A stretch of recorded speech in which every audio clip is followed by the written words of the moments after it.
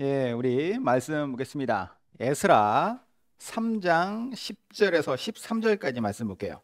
우리 한 절씩 교도가도록 하죠.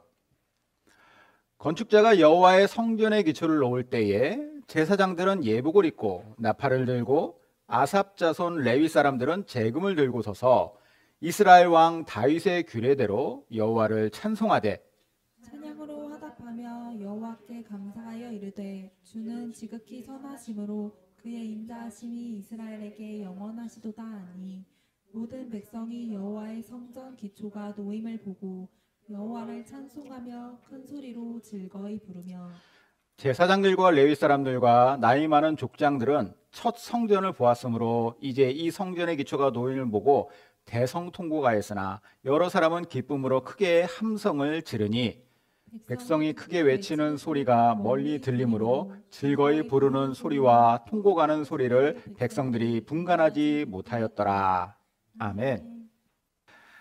오늘 본문이 포함되어 있는 이 에스라서는요, 고레스라고 하는 페르시아 왕이 바벨론이라고 하는 제국을 무너뜨리고 새로운 페르시아 제국을 세운 원년 그 첫 해부터 시작이 됩니다. 이게 BC 537년도예요. 지금으로부터 약 2500년 전의 이야기입니다.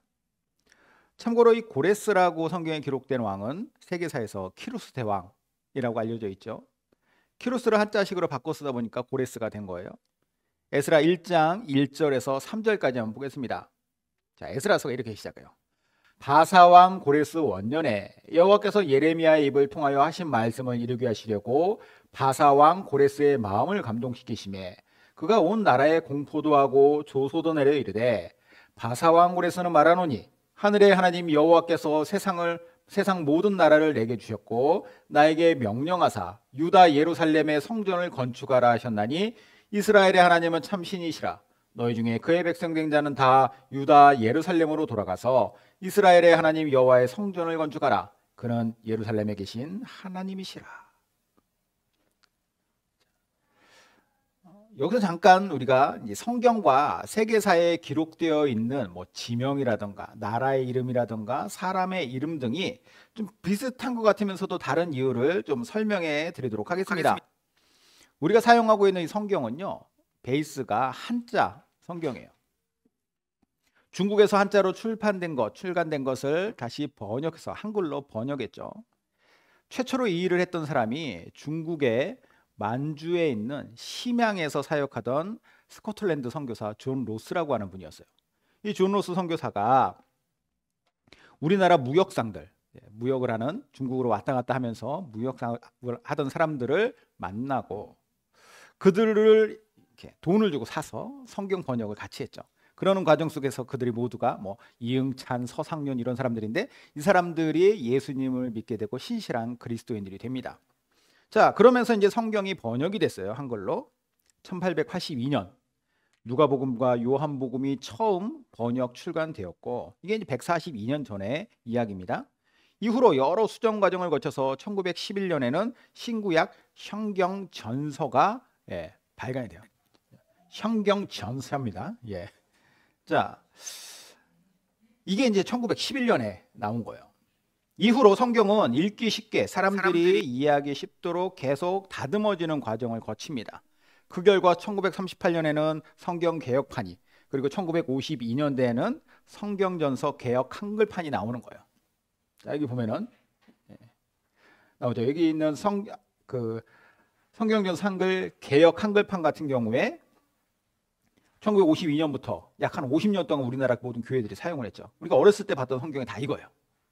이러다가 1998년에 이걸 또 한번 개정을 합니다. 그래서 개역 개정판이 출간이 되고 지금 우리가 보는 성경이 바로 개역 개정판이죠. 참고로 신천지는 아직도 이 50년대 개역 한글판을 사용하죠. 단어나 표현 등에서 자기들이 가지고 있는 이 교리가 부딪히는 면이 있기 때문에 바뀌면 안 되기 때문에 그들은 이것을 고집한다고 합니다. 자, 다시 돌아와서 이렇게 한자 성경이 베이스가 되었고 이게 계속 개정되다 보니까 현대식 표현이 된 것도 있지만 여전히 남아있는 한자식 표현도 있는 거예요.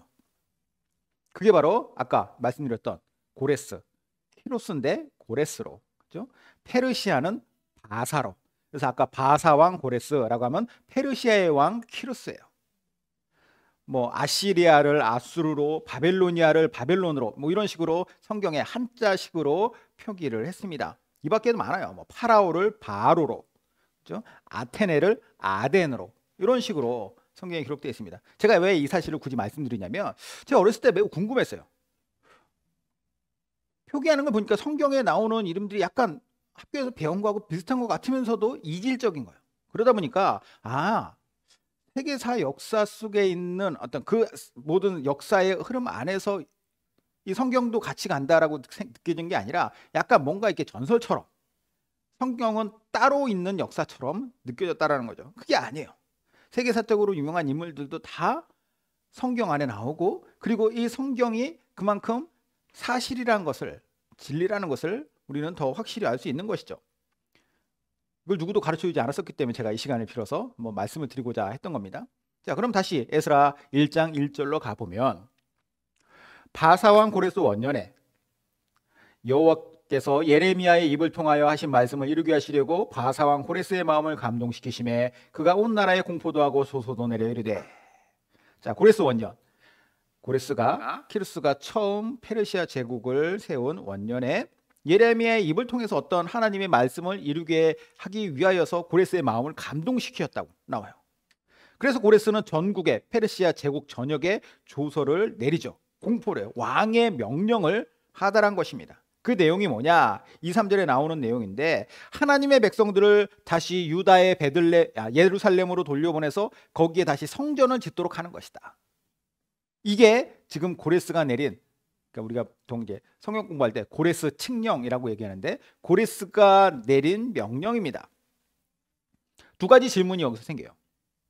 이 당시 하나님의 백성들이 왜 예루살렘이 아닌 다른 곳에 있었는가가 첫 번째 질문이고, 두 번째 질문은 하나님께서 예레미야의 입을 통해서 하셨다는 말씀은 구체적으로 어떤 말씀인가라는 거예요. 먼저 하나님의 백성들 왜 예루살렘을 떠났느냐? 이 당시로부터 또 50년을 거슬러 올라가겠습니다.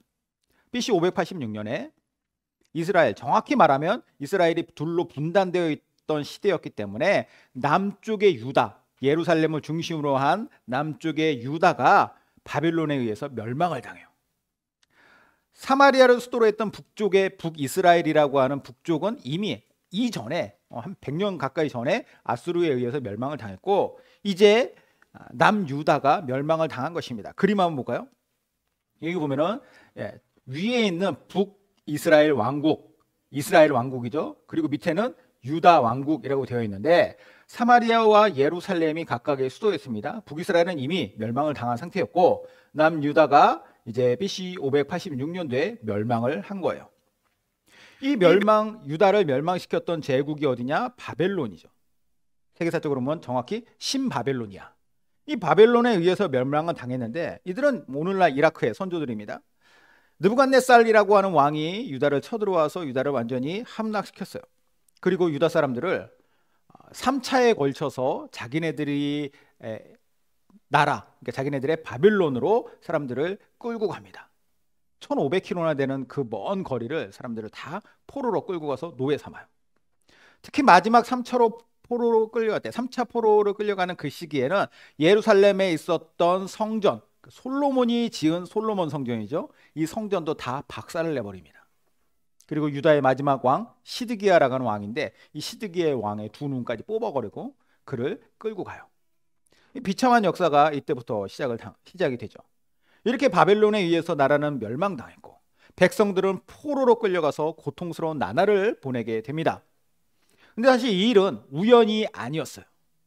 하나님을 그들이 떠나서 죄악된 길에 있을 때에 하나님에 의해 그들이 징계를 받은 것이었습니다. 근데 이 징계를 하나님이 그러면 바빌론 니들 이리 와, 여기 와서 때려, 이게 아니라 하나님께서 그들을 보호하시던 손을 거두었을 때 그 당시 정복전쟁을 한참 하던 바벨론이 여기까지 손을 뻗친 것이죠. 그래서 멸망당한 이스라엘 백성들 어떻게 됐느냐? 하나님은 그들을 포기하셨느냐, 버리셨느냐? 그러지 않으셨다라는 거예요. 그들이 다시 회복되게 하시려고 하나님은 이미 계획을 가지고 계셨습니다. 이 기간이 70년이에요. 이 70년 만에 회복을 위해서 쓰임받게 된 도구가 누구냐? 바벨론 스스로는 그것을 할 수 없는 상태였어요. 그 도구를 하나님께서 페르시아라고 하는 새로운 제국을 통하여서 바벨론을 멸망시키고 이 페르시아의 왕인 키루스, 고레스를 통하여 이 일을 행하시는 것이죠. 참고로 바벨론은 아까 이라크의 선조라고 그랬잖아요. 페르시아는 이란의 선조입니다. 그러니까 이제 뭐 이란, 이라크는 이미 수천 년 전부터 사이가 안 좋았죠. 바벨론을 무너뜨린 고레스 왕, 이 고레스 왕은 바벨론에게 끌려왔던 유다 백성들을 본국으로 송환하게 되는데, 그럼 고레스는 왜 이것을 했느냐? 이 배경이 바로 아까 두 번째 질문인 예레미야를 통하여 하셨다는 말씀이 뭔가, 그 구체적인 말씀이 여기에서 나오는 거예요. 예레미야 29장 10절에 보면, 쉬운 성경으로 제가 예레미야와 이사야 말씀 봤습니다. 여호와께서 이렇게 말씀하셨다. 70년 동안은 바빌로니아가 강한 나라가 될 것이다. 그 기간이 지난 뒤에 내가 너희를 찾아가 예루살렘으로 데려오겠다고 한 내 약속을 지키겠다. 자, 이사야 44장 28절은 나는 고레스를 가리켜 그는 내 목자다. 그가 나의 모든 뜻을 이룰 것이다 라고 하였다. 또 나는 예루살렘을 가리켜 너는 다시 세워질 것이다 라고 하였고, 성전을 가리켜 너의 기초가 다시 놓일 것이다 라고 하였다. 자, 무슨 말이냐? 예레미야나 이사야 모두 하나님의 말씀을, 예언을 기록한 사람들인데, 이 예언들은 언제 예언이 되었었느냐? 고레스가 등장하기 200년 전의 예언이었어요. 이때는 아직 유다가 바벨론에 멸망하기도 전이었습니다.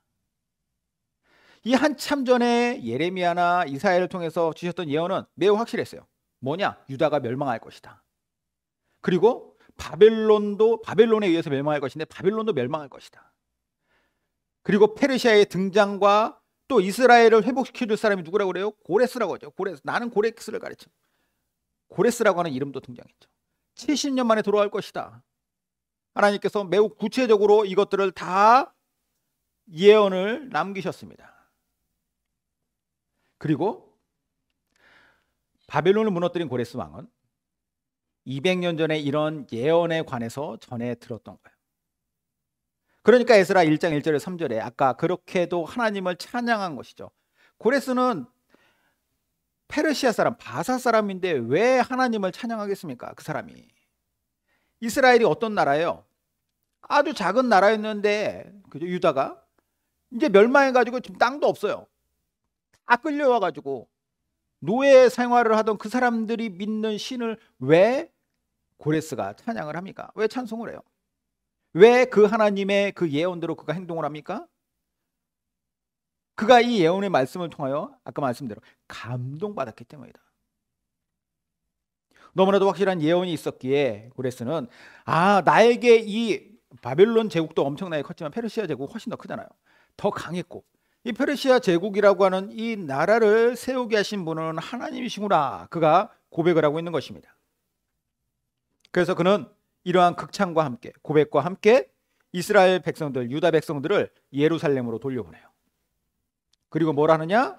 그들로 하여금 성전을 건축하게 하라 하신 하나님의 명령을 이행합니다. 결국 바벨론에 끌려갔던 유다 사람들은 페르시아 덕으로 예루살렘으로 돌아오게 되는데, 1차로 5만 명이 귀환했어요. 그리고 나중에 이제 2차, 3차 계속 귀환하게 되는데, 이렇게 1차 포로 귀환을 했던 사람들이 바로 고향 예루살렘에 가서 했던 것이 무엇이냐? 당연히 그들이 왜 다시 돌아가야 됐는가? 하나님께서 고레스를 통해서 뭘 말씀하셨는가? 여기에 순종했겠죠. 성전을 가장 먼저 짓기로 하는 것이에요. 그게 바로 오늘 본문, 그 성전의 첫 삽을 뜨는 장면입니다. 자, 10절의 상반절 볼게요. 건축자가 여호와의 성전에 기초를 놓을 때에, 다시 돌아온 하나님의 백성들, 성전터에 다시금 성전을 짓게 되는 것, 한마디로 표현하면 뭐냐? 회복이에요. 하나님의 임재하시는 거룩한 성전이 회복되는 것이고, 그리고 죄로 인해 무너졌던 하나님과의 관계가 이제 회복되기 시작하는 그 출발점입니다. 이 회복을 기점으로 하나님은 다시금 그들의 하나님으로서 역사하시고, 그들은 다시 하나님의 백성으로서의 삶을 살게 되는 것이죠. 물론 성전의 기초가 놓여졌다라고 해가지고 성전 건축이 끝난 건 아닙니다. 성전의 완공까지는 아직도 가야 할 길이 멀어요. 실제로 오늘 보면 바로 뒷장에 4장에 보면은 성전 건축을 방해하는 빌런들이 등장합니다. 그들 때문에 성전 건축이 10년 이상 지연돼요. 그리고 오늘 주제는 아니지만 이걸 보면서 또 깨달을 수 있는 게 뭐냐, 우리가 하나님의 뜻에 의해서 계획의 성취로서 하나님의 인도하시는 곳에 합당하게 우리가 가서 하나님의 일을 한다 할지라도 큰 위기는 찾아올 수 있다. 정말 얄미운 방해꾼들이 생길 수도 있고 또 수년, 수개월, 수십 년 이렇게 암담한 상황 가운데 빠질 수 있다라는 거예요. 하지만 그런 일이 발생해도 하나만은 확실하다. 하나님의 뜻은 어떻게든 성취된다라는 거예요. 예수님께서 가르쳐 주신 기도가 있죠. 이렇게 기도하십니다. 뜻이 하늘에서 이룬 것 같이 땅에서도 이루어지이다. 하나님의 뜻은 땅에서도 이루어지는 것이 확실하기에 하나님의 뜻을 우리는 구하는 거죠. 다시 본문으로 가서 이제 무너진 성전터에서 성전을 기초를 놓고 있는 이 회복의 첫 단추를 꿰는 순간이 왔어요. 이날 이 회복의 자리에서 백성들은 어떠한 모습을 보여주느냐, 그들의 어떤 말이나 행동이나 이런 것들을 통하여서 우리가 발견할 수 있는 여기에서의 특성을, 회복의 자리에서 발견되는 특성을 우리가 한번 나눠보겠습니다. 첫 번째, 회복의 자리에서는 말씀과 찬송의 예배가 있다라는 거예요.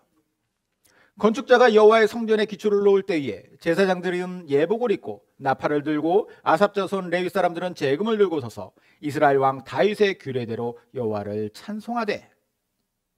자, 방금 읽은 이 10절을 보면은 등장하는 인물들이 있죠. 예복을 입은 제사장들이 나팔을 들었어요. 레위 지파의 아삽 자손들은 재금을 들었어요. 그리고 그들이 뭐 하느냐? 다윗의 규례대로 여호와를 찬송했다. 제사장들이 들었던 나팔이 뭐냐면요, 이게 음악적인 용도의 나팔은 아니에요. 선포용으로 사용하는 나팔. 이 선포용으로 사용하는 나팔은 예배의 시간을 알린다거나 전쟁을 알린다거나, 예루살렘 백성들이 예를 들어서 행진하고 그럴 때는 행진을 시작할 때, 행진을 멈출 때, 이럴 때 그것을 신호용으로 사용합니다. 제사장들이 나팔을 들고 섰다라는 의미는 이제 예배를 선포하는 거죠. 그리고 예전부터 예배 때 음악을 담당하던 사람들, 아삽 자손, 레위 지파의 아삽 자손들이 재금을 들고 섰다. 재금이라는 건 뭐냐면 아주 조촐한 악기죠. 일종의 심벌즈 같은 거. 이때가 수십 년 포로 생활을 마치고 1500km를 돌아온 지 얼마 안 된 상황이에요. 이들에게는 변변한 악기가 있었겠습니까? 그래도 나름 최선을 다해서 악기를 가지고 선 거예요. 그럼 뭘 하느냐? 다윗의 규례대로 여호와를 찬송합니다. 마구잡이로 하는 것도 아니에요. 다윗이 지어 불렀던 아마 시편 등을 가지고서 여호와를 찬송했다라는 의미겠죠. 이걸 보면 예배 드릴 때 우리가 무엇이 중심이 되어야 하는가라는 것을 우리는 발견할 수 있습니다. 말씀과 찬송. 정확히 말하면 말씀이 기준되고 그리고 거기에 최선을 다해서 우리는 찬송을 올려드리는 것이다. 저는 이게 참 인상적으로 다가왔습니다. 개인적으로 신앙적인 방황을 했던 시기가 있었는데, 군대 가기 전부터 군대 갔다 와서의 일부 때까지 한 3, 4년 정도 그랬어요. 이때는 교회 나가기도 싫고 누구한테 신앙 얘기를 듣는 것도 싫고 나한테 뭘 들으려고 하는 것도 싫었어요. 예수님을 믿지 못해서가 아니라 그냥 믿기는 믿지만 예수님 안에 머무는 것 자체가 싫었습니다.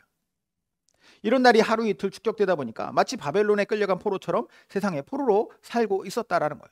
그러다가 어느 날 선배가 너무 강권해가지고 오랜만에 교회에 가서 앉게 되었어요. 강력한 기대나 감동이나 부르심이나 아무것도 없었습니다. 생각 없이 앉아있었고.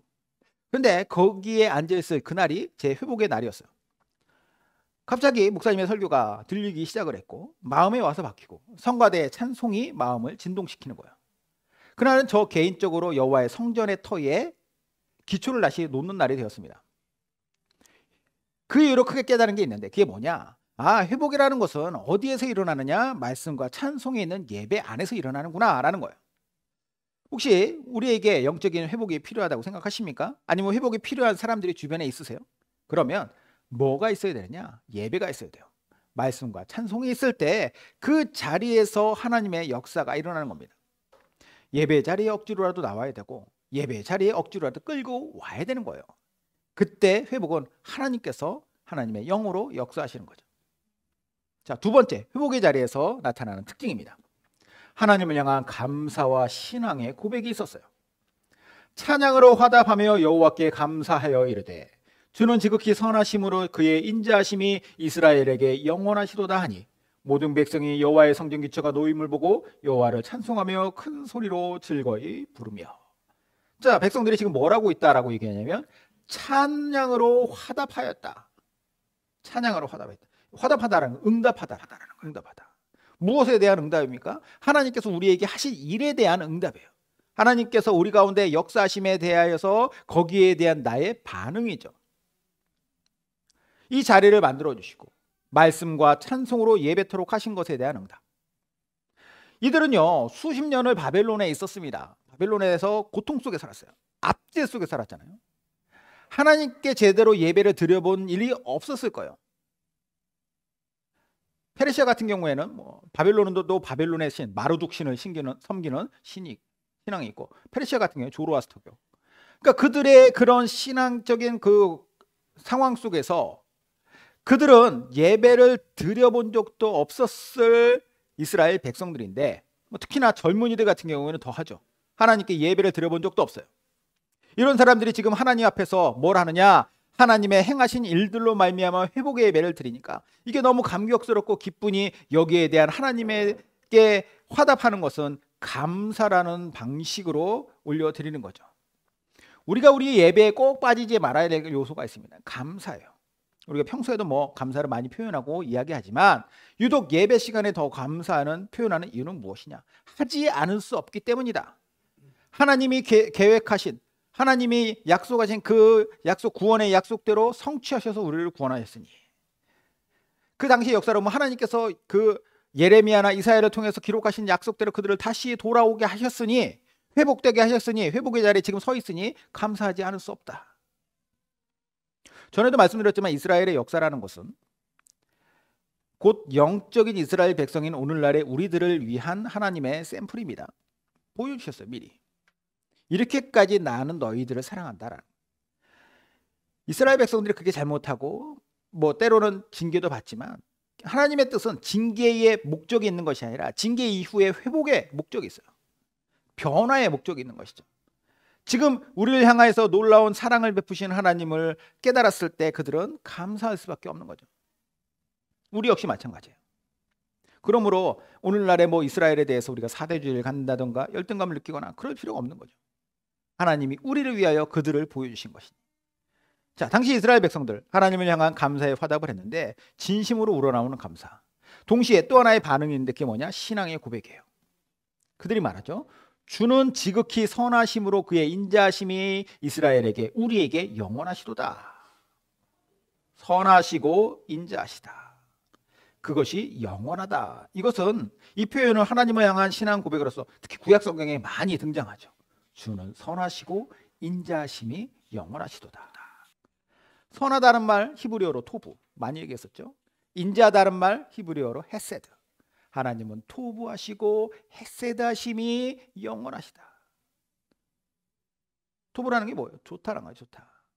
창세기에서 하나님이 천지 창조하시고 지으신 것들을 보시기에 좋았더라. 토부예요.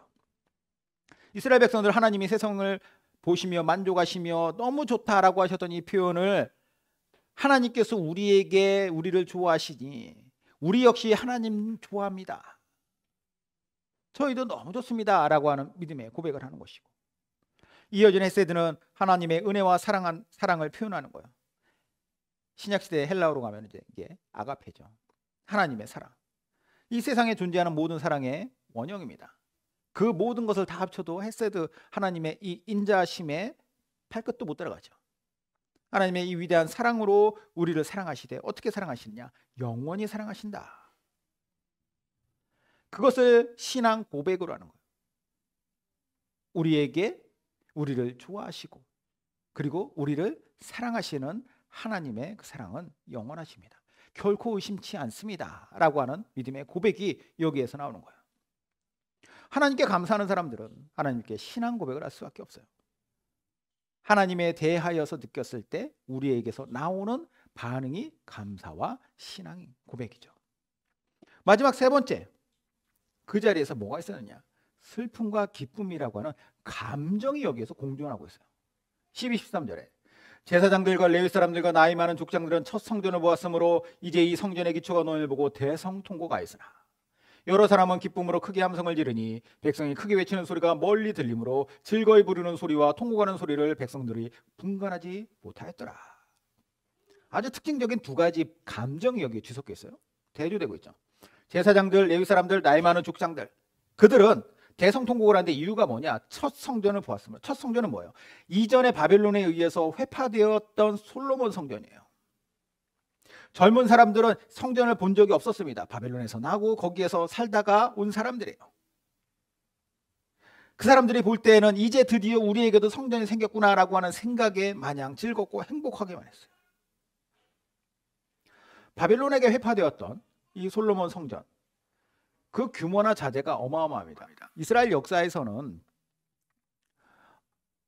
이 가장 크고 웅장한 성전이 바로 솔로몬의 성전이었어요. 맨 처음에 지어졌으면서도 가장 좋은 성전. 다윗이 자기의 손에 피를 많이 묻혔기 때문에 성전을 건축하고 싶었으나 건축하지 못했으므로 그가 모든 자재와 모든 것들을 최고급으로 다 구비해 놨습니다. 여기에 솔로몬이 자기가 또 더해까지 했으니 뭐 얼마나 어마어마했겠습니까? 성전이 크고 좋은 게 중요하다는 것이 아니에요. 그 앞에서 행해졌던 많은 것들을 기억할 때 지금 이 초라하게 아니면 회파되어 있는 이 모습을 볼 때 그들의 마음이 아팠다라는 것이죠. 반면에 이것을 보지 못한 사람들은 아까도 말씀드렸지만 너무 행복하고 좋은 거예요. 이 두 마음, 두 감정은 사실 어느 하나가 틀렸다고 말할 수 없다고 생각합니다.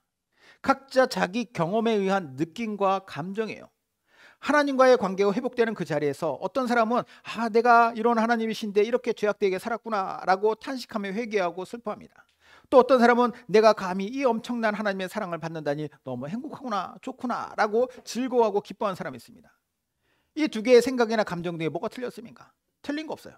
하나님 앞에서 내가 느끼는 것이라면 그것이 하나님과의 만남 속에서 느껴지는 그 감정은 존중받아야 되고 하나님께서 영광 받으실 감정이에요. 물론 대부분은 또 이 두 개의 감정이 회복의 자리에서 뒤섞여 있습니다. 죄에 대한 슬픔과 후회, 하나님의 사랑에 대한 기쁨과 미래에 대한 기대. 중요한 것은 이게 하나님과의 회복된 관계 속에서 느껴진다는 것이 중요한 것이지, 이 회복 이후의 삶은 이제 다시금 그 감정들을 또 에너지 삼아서 나아갈 수 있는 거예요. 진지하게 구원의 감격을 가지고서 예수님을 믿는 하나님의 자녀로 살아가는 것, 여기에 우리의 이성뿐만이 아니라 감정도 매우 큰 힘으로 작용한다는 것이죠. 소망하기로는 저도 그렇지만 우리 모두가 이 회복의 은혜 속에서 감정이 느껴질 때 이 감정 속에서 또 하나님의 은혜도 많이 느끼고 또 그걸 통하여 우리의 삶에 끊임없는 변화도 일어나길 바라요. 그랬을 때 우리가 세상 살 동안 어떤 위기 앞에서도 더 하나님과의 회복을 경험한 자로서의 삶을 잘 살아갈 수 있는 줄로 믿습니다. 오늘 말씀 다시 한번 정리해 볼게요. 회복의 그 자리에서, 성전의 첫삽이 띄어지는 그 자리에서 그들은 무엇을 느끼고 무엇을 찬양하고 무엇을 고백하고 있습니까? 거기에서 예배가 발생을 해요.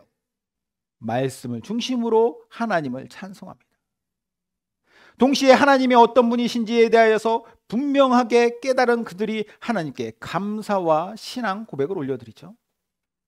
그리고 우리에 대한 하나님의 그 놀라우신 사랑에 대해서, 하나님께서 행하심에 대해서, 또 나의 죄악에 대해서 느꼈을 때 기쁨과 슬픔의 감정이 공존합니다. 이게 바로 하나님 앞에서 우리가 회복의 자리에서 느끼는 것이고 고백하는 것이에요. 바라기로는 우리의 삶이 늘 하나님의 회복된 백성으로서의 온전한 삶이 되시기를 주님의 이름으로 축원드립니다. 아멘. 기도하겠습니다.